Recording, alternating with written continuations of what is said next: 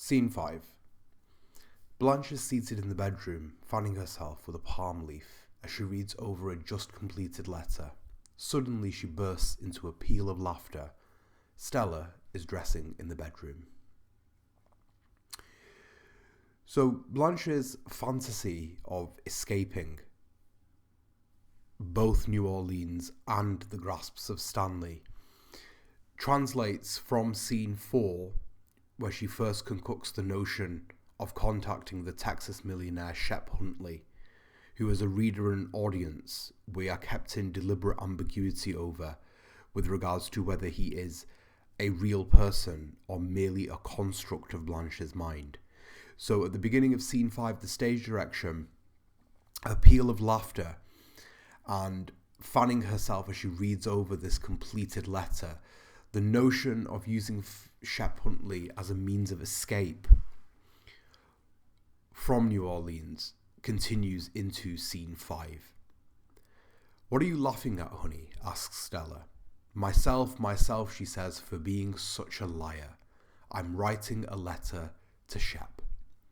So a line like this of Blanche's, myself for being such a liar. Later in the play, Blanche will acknowledge that she does lie and she exaggerates the truth. She tells, in her quote, she tells what ought to be true rather than what is true, what ought to be true, which comes out in her little speech about wanting magic rather than realism in scene 9 with Mitch. This line, myself for being such a liar, she exclaims. I think what it shows you is that there is a degree of self-awareness that Blanche has in terms of her problematic relationship with the truth. She's not talking about lying with regards to Shep Huntley's existence. Here she's talking about the letter which she's writing and the way that she's fabricating the story of the letter. So you'll see that here as she picks up the letter, and notice that the letter again is another use of prop by Williams. "Darling Shep, I'm spending the summer on the wing, making flying visits here and there, and who knows, perhaps I shall take a sudden notion to swoop down on Dallas. How would you feel about that?" So for example, that there is the notion that Blanche is referring to when she exclaims that I'm such a liar. But of course, as an audience and a reader, we know that a statement like that of Blanche's is tinged with irony because she is a liar, and that has been established early in scene 1 with the alcohol. One's my limit. She's already had one before she has another with Stella. She laughs nervously, brightly, touching her throat as if actually talking to Shep. So once again, in the stage directions, more evidence is piling up that here is a character who is on that kind of cusp of losing control of her mental faculties. Since this scene began, she's bursted into a peal of laughter. She has been laughing nervously, brightly. There seems to be something not quite right about her. I think she's coming across as somebody who's verging on the border of hysteria. And now she touches her throat as though she's actually talking to Shep. Forewarned is forearmed, as they say. How does that sound? Says Stella, not engaging Blanche. And Blanche now goes on nervously. Most of my sister's friends go north in the summer, but some have homes on the Gulf, and there has been a continued round of entertainments, teas, cocktails, and luncheons.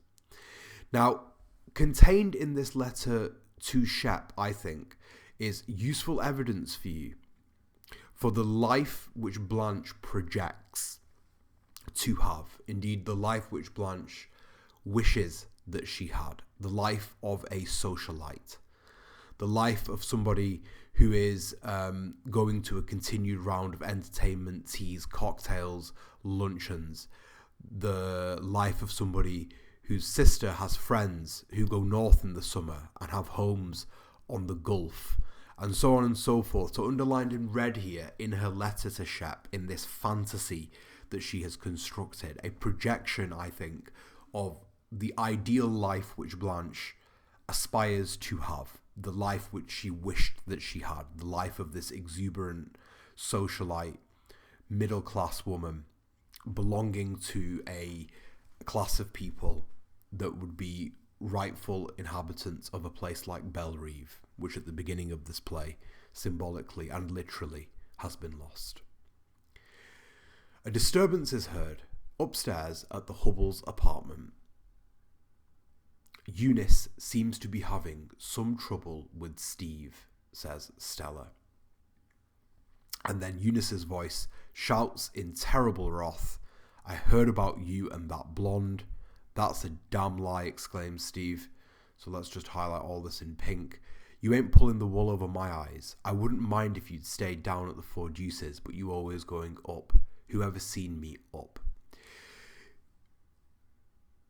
Steve and Eunice are another married couple in the fabric of this play, who have a relationship which might be described, like Stanley and Stella's, as dysfunctional. Here are another couple in this play arguing with one another. And the basis of this argument is a lack of trust and the suspicion that Steve has been unfaithful to Eunice with some blonde lady. "You ain't pulling the wool over my eyes. Whoever seen me up? I seen you chasing her round the balcony. I'm going to call the police, the vice squad. Don't you throw that at me." And then Eunice shrieking, "You hit me. I'm going to call the police." So we hear a clatter of aluminium striking a wall, followed by a man's angry roar, shouts, and overturned furniture. Then there's a crash and a relative hush. Blanche brightly, "Did he kill her?" So this injection of humour from Blanche, brightly expressing the question whether Steve has killed her, just to bring a little bit of that sort of dark humour into the play. Notice that the two sisters make light, almost trivialise the conflict in Steve and Eunice's relationship, whereas the conflict in Stella and Stanley's relationship, especially by Blanche, was treated with extreme seriousness. The same treatment isn't afforded to Steve and Eunice, and that might be a comment, a sort of snobbish aspect of Blanche's character. Stella will also engage with it, a constant making light of things which in relationships are usually sources of extreme dysfunction. Eunice appears on the steps in demonic disorder. No, she's coming downstairs. "Call the police. I'm going to call the police," she exclaims as she rushes around the corner. They laugh lightly. Stanley comes around the corner in his green and scarlet silk bowling shirt. He trots up the steps and bangs into the kitchen. Blanche registers his entrance with nervous gestures.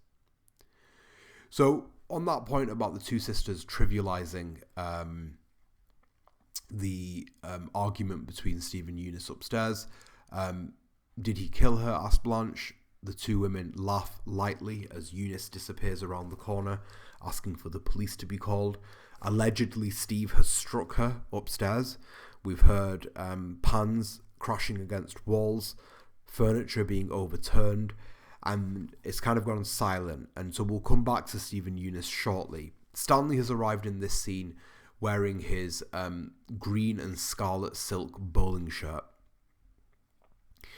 Again, a reminder to you that we are in New Orleans and these characters have a lot more time for leisure activities than they would have done during the war years. As usual with Stanley, he bangs into the kitchen, so there's always a sort of slight aggression to his movements in this play. And Stanley's movements as he bangs into the kitchen are met by Blanche with nervous gestures. So this kind of dichotomy or this conflict between our protagonist and antagonist is always being dramatized by Williams, even if it's not directly in dialogue. It's in the stage directions, it's in the actions of the characters.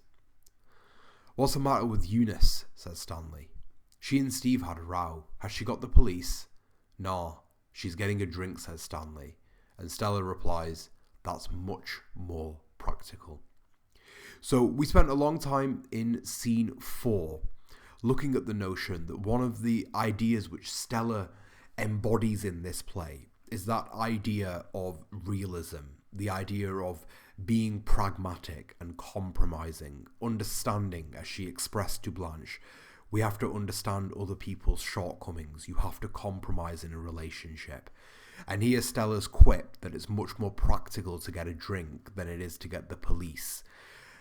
when a conflict occurs in your relationship, provides a critic with valuable evidence for the way in which Stella is being characterized as a woman.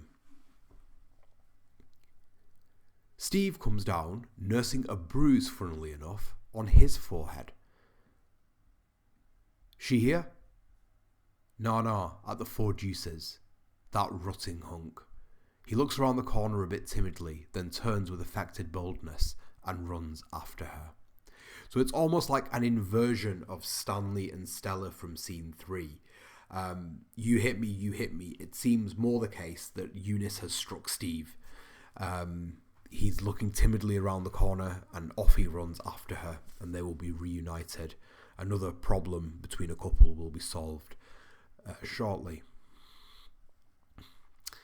I must jot that down in my notebook, says Blanche as Steve runs off. Haha, I'm compiling a notebook of quaint little words and phrases I've picked up here. You won't pick up nothing here you ain't heard before. Can I count on that? You can count on it up to 500. That's a mighty high number. This line of Stanley's, you won't pick up nothing here you ain't heard before. As you'll see when this scene progresses, he's going to confront her with some truths that he's learnt about her. What's implied in this line by Stanley is that Blanche has been in irreputable and degenerate situations before in the past. So she's allegedly keeping a notebook of quaint little phrases that she's picked up in a kind of wild and disorderly area like this. And Stanley's line, you won't pick up nothing here you ain't heard before, implies, actually, Blanche, you may well have heard stuff like this before because you have been in environments like this before. And he's shortly going to introduce the Hotel Flamingo to us as a location which Blanche is associated with. So again, Stanley's directions, he jerks open the bureau door, slams it, throws shoes in a corner, and once more with Blanche, at each noise, Blanche winces slightly. Finally, she speaks. What sign were you born under? Stanley, while he is dressing, sign? Astrological sign, she says. I bet you were born under Aries. Aries people are forceful and dynamic. They dote on noise. They love to bang things around. You must have had lots of banging around in the army, and now that you're out, you make up for it by treating inanimate objects with such a fury. Stella has been going in and out of the closet during this scene. Now she pops her head out of the closet. Stanley was born just 5 minutes after Christmas, to which Blanche hilariously exclaims, Capricorn, the goat. And I think part of the humour of this line is that Blanche has been animalising Stanley since the beginning of the play. She referred to him as subhuman and ape-like in the scene just before this. So it's as though the penny drops. Of course, Stanley would be born under the star sign Capricorn, which is a goat, as he is effectively an animal. What sign were you born under? Says Stanley. Oh, my birthday's next month, the 15th of September. That's under Virgo. Just a quick note on this, in terms of how the time passes in this play. In scene, so let me get this right now, it's scene 8, I believe. Scene 8 is Blanche's birthday. So between this scene and scene 8, a month elapses, just to be aware of how the time is working in this play. So if her birthday is on the 15th of September, that means that scene 8 is taking place on the 15th of September. She says that her birthday is under Virgo. And as Stanley asks, what's Virgo? Virgo is the Virgin. And just as earlier, we'll just go up to it very quickly, you won't pick up nothing here you ain't heard before. It was full of implication and suggestion. As Blanche announces that Virgo is the Virgin, Stanley contemptuously fires out, bah. He advances a little as he knots his tie. Say, do you happen to know somebody named Shaw? Blanche's face expresses a faint shock, so something does ring true about that name. She reaches for the cologne bottle and dampens a handkerchief as she answers carefully. Why, everybody knows somebody named Shaw. Well, says Stanley, this somebody named Shaw is under the impression he met you in Laurel, but I figure he must have got you mixed up with some other party, because this other party is someone he met at a hotel called the Flamingo. Blanche laughs breathlessly as she touches the cologne-dampened handkerchief to her temples. So again, a return to the motif of Blanche touching her forehead to signal to an audience psychological confusion, mental trauma, some kind of instability. She's triggered by the mention of the Hotel Flamingo. And the Hotel Flamingo, as Stanley is going to lay out to us shortly, is the type of establishment which one would not, or as Blanche is going to say to us on the next line, let's just highlight this as we're looking at it. The Hotel Flamingo is not the sort of establishment I would dare to be seen in. And so the notion here is that the Hotel Flamingo, as a hotel in Laurel, is a sort of cheap, second-rate, seedy hotel, presumably the type of place which is reserved for prostitution or for people having affairs. It doesn't have a good reputation, and Blanche now is being associated with it. Stanley seems to have been prying into Blanche's past, and he promised as such in scene 2 of the play with Belle Reeve and the papers which he took from Blanche. He was going to have somebody look over those papers. Allegedly he knew somebody. He told Stella that he would investigate the matter further. After scene 4, Stanley has overheard Blanche criticising him to his wife, attempting to alienate Stella from him. So now Stanley takes this opportunity to confront Blanche with some awkward truths. So he presents the name Shaw to her, and bodily that gets a reaction. She becomes nervous, she laughs breathlessly, and as she starts to touch her temples, we start to discuss the sort of sexual promiscuousness and moral degradation which is associated with this hotel called Flamingo. She exclaims, "The Hotel Flamingo is not the sort of establishment I would dare to be seen in." "You know of it," says Stanley. "I've seen it," she says, "and smelled it." "You must have got pretty close if you could smell it." So you see again with Stanley, this scene has a lot of Stanley's lines in this scene are sort of suggestive. He's implying things constantly. So if we just go through, I think, the 3 implied statements of Stanley in this scene. "You won't pick up nothing here you ain't heard before." That's the first one. His contemptuous exclamation, "bah," at the idea that Virgo is the Virgin, and that's the star sign that Blanche is born under, implying, in other words, that she's certainly no virgin. And the third here, that you must have got pretty close if you could smell it. Blanche says the odour of cheap perfume is penetrating. "The stuff you use is expensive," he asks. So again, it's another implication. So if this is a place which is associated with cheap perfume, Stanley asks her, "Well, that stuff that you're currently dabbing your forehead with, is that expensive, is it?" And Blanche declares, $25 an ounce. "I'm nearly out. That's just a hint if you want to remember my birthday." She speaks lightly, but her voice has a note of fear. On this subject here, in the scene before, scene 4, if you remember, Stanley gave Stella $10, as Stella said, to smooth things over after the events of scene 3.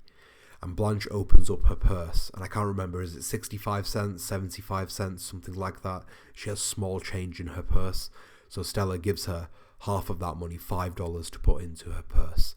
So this exclamation that her perfume is $25 an ounce is almost certainly not true.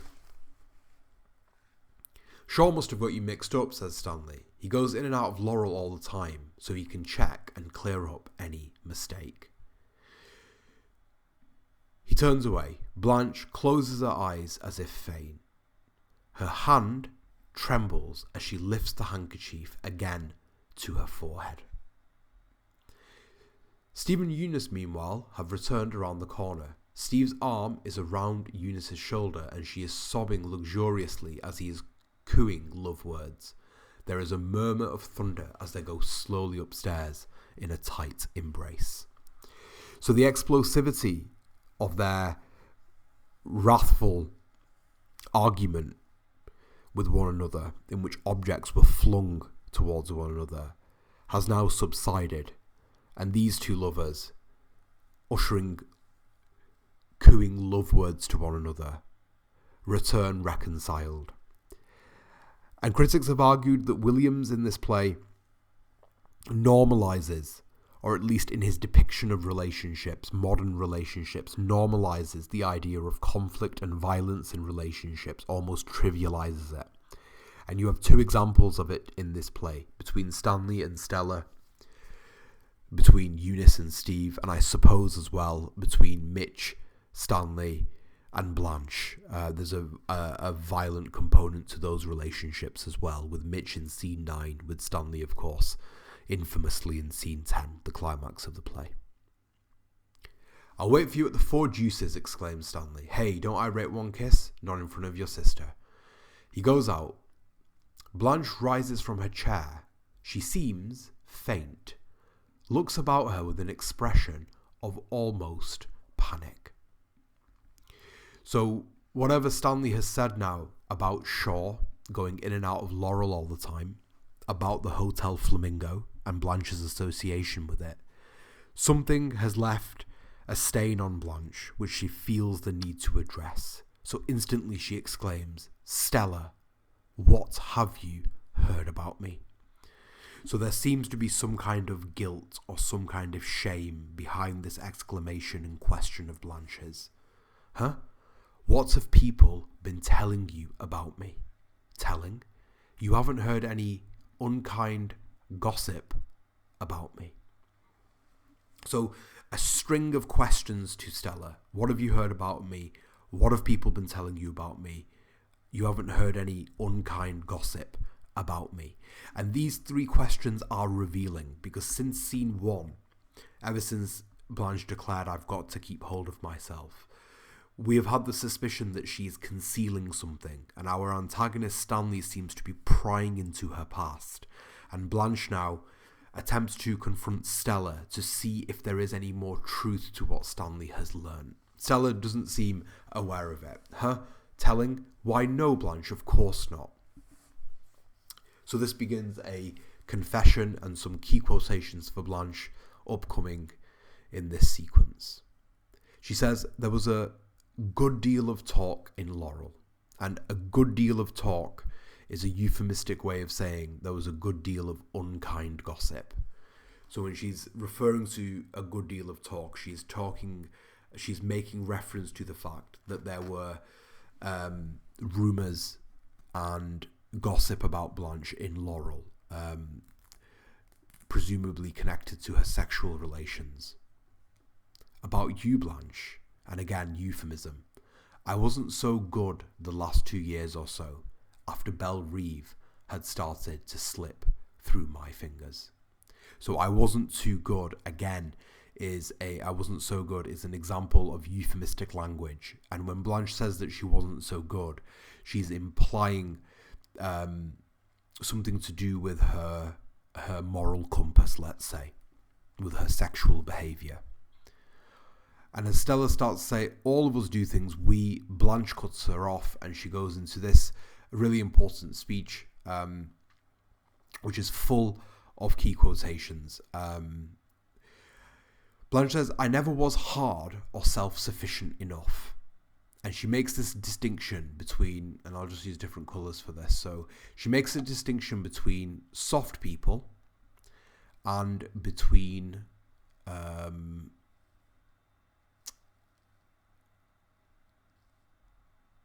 let's have a look. So I wonder if this is different in your edition to mine. Let me just have a flick through my physical copy of the text.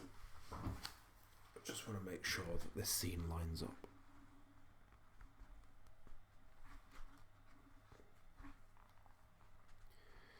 So notice that there's a degree of self-acknowledgement in that first statement of not being hard or self-sufficient enough. So even just those two lines which are highlighted, she's making a distinction between hard people and soft people. And this speech of Blanche's starts to get into her own self-awareness as to what she has done, which has affected. So I found the sequence in my text, and I can see that it's much shorter than the sequence in yours. So you'll have a much more extended section of this, which is full of key quotations for Blanche's character. So what I'll do is I'll highlight what's on the page, and then I'll just mention a few of those from the Penguin edition. So she says, soft people have got to shimmer and glow. In other words, soft people, soft women, they have to use their beauty and their attractiveness, their sexual desirability.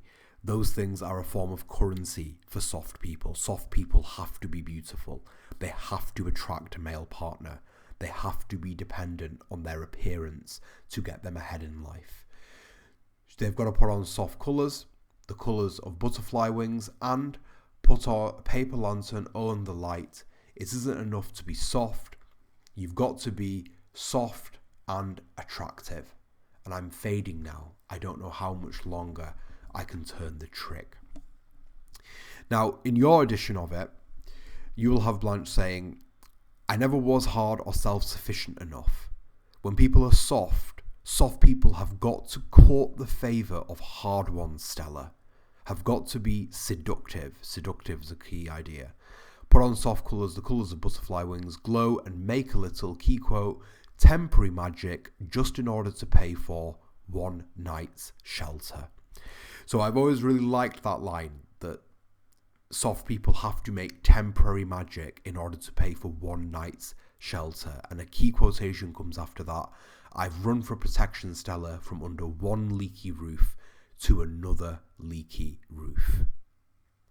That's a key quotation for Blanche because it speaks of, it's her justification for the types of relationships which she has had in the past. As far as Blanche is concerned, she has had to run for protection from one leaky roof to another leaky roof because she has been entirely dependent on her relationships with men to get her through in her life. She's attempting to justify some of the behaviour that she's been concealing. She'll say in your speech, people don't see you, men don't even admit your existence unless they are making love to you. So the notion here that soft people have to shimmer and glow, that soft people have to court the favour of hard people, that Blanche has attempted to create temporary magic for one night's shelter, that she's ran from one leaky roof to another leaky roof, are not only her attempts to justify her sordid and nefarious past, but also ways in which Blanche is putting forth the idea of what type of femininity can survive in a hard, broken world like the one which Williams portrays. Blanche frames women as the sexual playthings of men, and an entire woman's worth is predicated on her sexual desirability and her appearance. The afternoon has faded to dusk. Stella goes into the bedroom and turns on the light under the paper lantern. She holds a bottled soft drink in her hand. Have you been listening to me? Asks Blanche. I don't listen to you when you're being morbid. Is that Coke for me, not for anyone else? Why, you precious thing, you. Is it just Coke? You mean you want a shot in it? Well, honey, a shot never does a Coke any harm. Let me. You mustn't wait on me. I like to wait on you, Blanche. It makes it seem more like home. So just a quick reminder there for you of the dynamic between Stella and Blanche, and an acknowledgement by Stella of Blanche's sort of growing dependency and problem with alcohol. She goes into the kitchen, finds a glass and pours a shot of whiskey into it. I have to admit, I love to be waited on. She rushes into the bedroom. Stella goes to her with the glass. Blanche suddenly catches Stella's free hand with a moaning sound and presses the hand to her lips. Stella is embarrassed by her show of emotion. Blanche speaks in a choked voice. You're so good to me. And I Blanche, I know I won't. You hate me to talk sentimental, but honey, believe I feel things more than I tell you. I won't stay long. I won't. I promise. So a little moment between the two sisters here. You can see Blanche's gratitude for Stella and her dependence on Stella, and this vulnerability in Blanche's character, which has been exposed by Stanley in this scene with reference to the Hotel Flamingo, and that vulnerability has been commented on Blanche in her speech about soft people forced to be seductive in this world, seeking protection under leaky roofs. Blanche hysterically, I won't, I promise I'll go soon, I will really, I won't hang around until he throws me out. So you see she has that, she's framed Stanley as an antagonist. Now will you stop talking foolish? Yes, honey. Watch how you pour, that fizzy stuff foams over. Blanche laughs shrilly and grabs the glass, but her hand shakes so it almost slips from her grasp. Her nerves are on edge, in other words. Stella pours the coke, it foams over and spills. Blanche gives a piercing cry. And you can see here Stella is shocked by the cry. Right on my pretty white skirt. So I think this notion of Blanche giving a piercing cry as the coke foams over and Stella being shocked by it is an indicator to you that Blanche's nerves and her anxiety is becoming hysterically feverish in this scene, because what she's been attempting to keep concealed is starting to be revealed. And this scene, scene 5, is juxtaposed quite neatly with the coming scene, scene 6, in which Blanche and Mitch return from their date. Okay. Blanche goes on and Stella asks her, why did you scream like that? I don't know why I screamed. And then it's linked to the upcoming events, which is Mitch. And I think this is, she says, I'm just feeling nervous about our relation. So you can link all of these things together. That one of the reasons why Blanche is so sort of shot with nerves is rightfully so. She worries that unkind gossip about her might spoil her opportunity of forming a relationship with Mitch. And she has had to construct herself as a certain image. And that's in this sequence here, where she tells you about what kind of image she has constructed to appeal to Mitch. He hasn't gotten a thing but a goodnight kiss. That's all I've given him, Stella. I want his respect.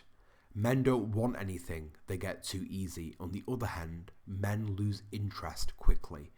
So just like before, with the idea of what men want and what women have to be for men, just embedded in this little speech are some kind of ideas about masculinity in that era from Blanche's point of view, especially when the girl is over 30, so her age is important.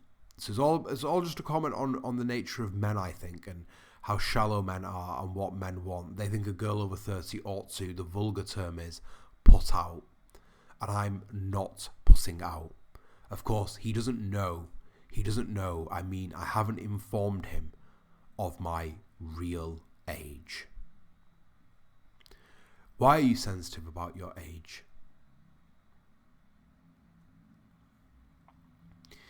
Because of hard knocks, my vanity's been given. What I mean is, he thinks I'm sort of prim and proper. Okay, so 2 key quotations for Blanche.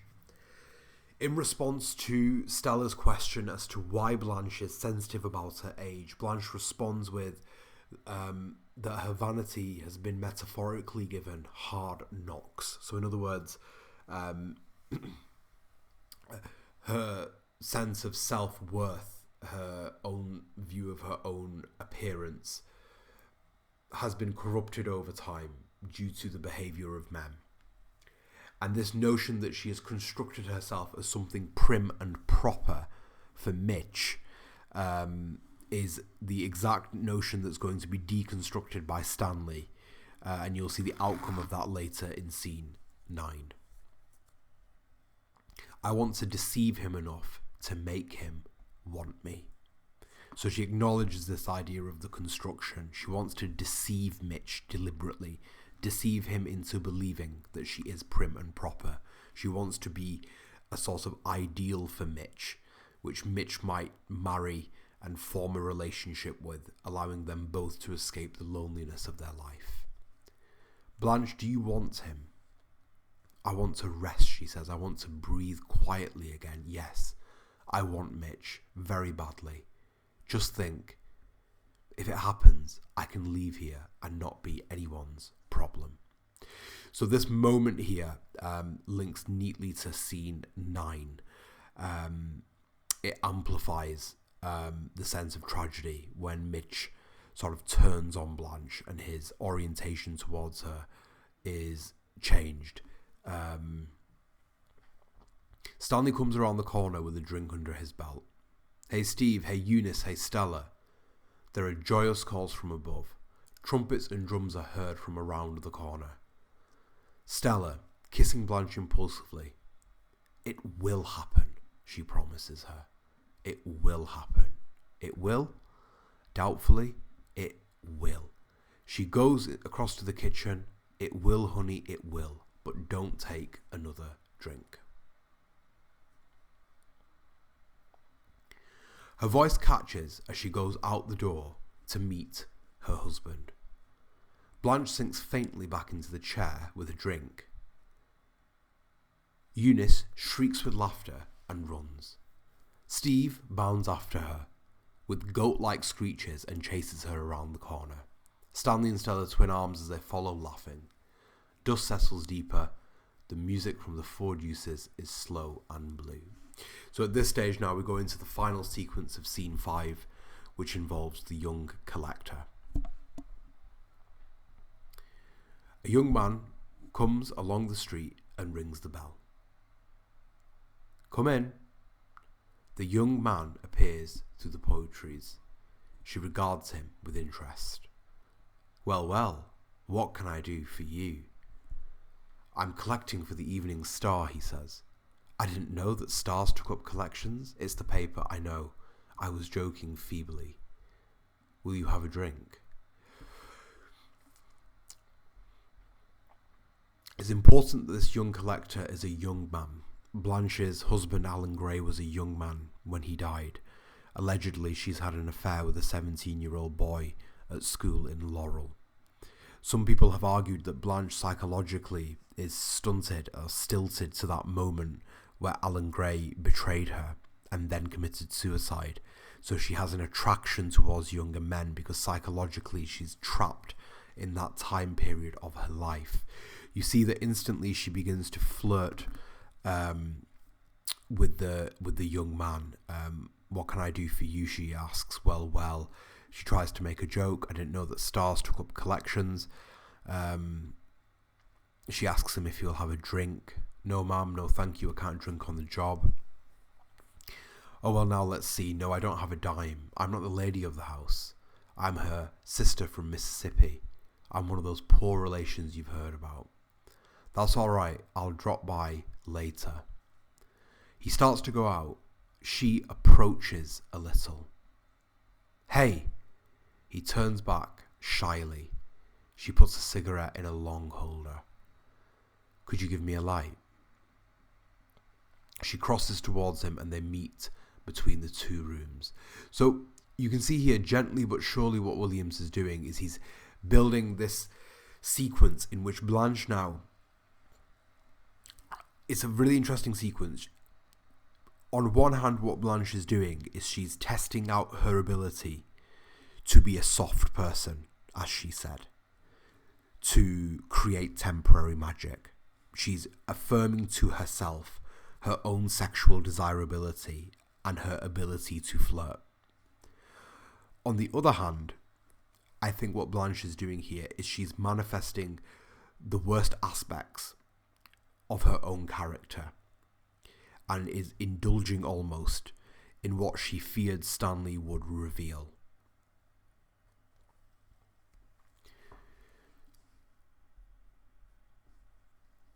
He gives her a light.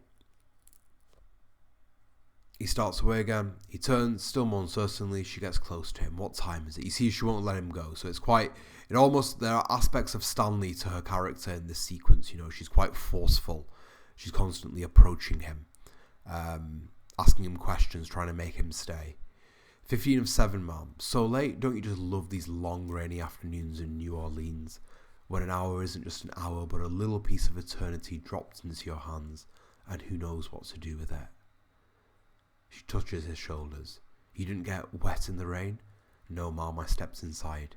In a drugstore and had a soda? Uh-huh. Chocolate? No, Mom, cherry. Cherry soda. And she says, you make my mouth water.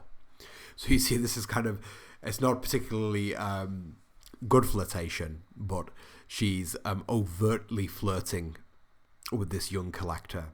And like I said, I'm fairly convinced that she is doing this more to demonstrate to herself her own ability to do it, as opposed to sort of general kind of sexual openness. She stops him. Young man. He turns. She takes a large scarf from the trunk and drapes it about her shoulders. In the ensuing pause, the blue piano is heard. It continues through the rest of the scene. Young man, she exclaims. Young, young, young. It's a deliberate repetition of young. Young man. Has anyone ever told you that you look like a young prince out of the Arabian Nights? Well, you do, honey lamb. Come here. I want to kiss you. Just once, softly and sweetly on your mouth. Without waiting for him to accept, she crosses quickly to him and presses her lips to his. Now run along quickly. It will be nice to keep you, but I've got to be good and keep my hands off children. So this is a sort of deliberately exaggerated sequence, and this suggestive keeping her hands off of children, it will be revealed shortly in scene 7 about Blanche's expulsion from school as a teacher due to her involvement with a 17-year-old boy. I think one of the things that you can say about this sequence is that Blanche here is attempting to weaponize her sexuality, and in some sense what she's doing, I think, is attempting to practice that in anticipation for Mitch, who is about to arrive. He stares at her a moment, she opens the door for him and blows a kiss at him as he goes down the steps with a dazed look. She stands there a little dreamily after he has disappeared, then Mitch appears around the corner with a bunch of roses. Of course, we'll look at Mitch again in scene 9. He's important in that scene. In scene 9, Mitch will appear in his work clothes, unshaven, having been drinking. Here, he appears around the corner with a bunch of roses. He's attempting to court Blanche, and they're about to go on a date. Look who's coming, she exclaims. My Rosen Cavalier. Bow to me first. Now present them. Ah, mercy. So notice the difference in tone. And this image of being prim and proper, this notion of wanting to deceive Mitch. So just in this sequence alone with the young collector and Mitch, you see two different sides to Blanche's identity as a woman and to her sort of her sexuality. She looks at him and he beams at her self-consciously, and that brings to an end scene 5 of A Streetcar Named Desire.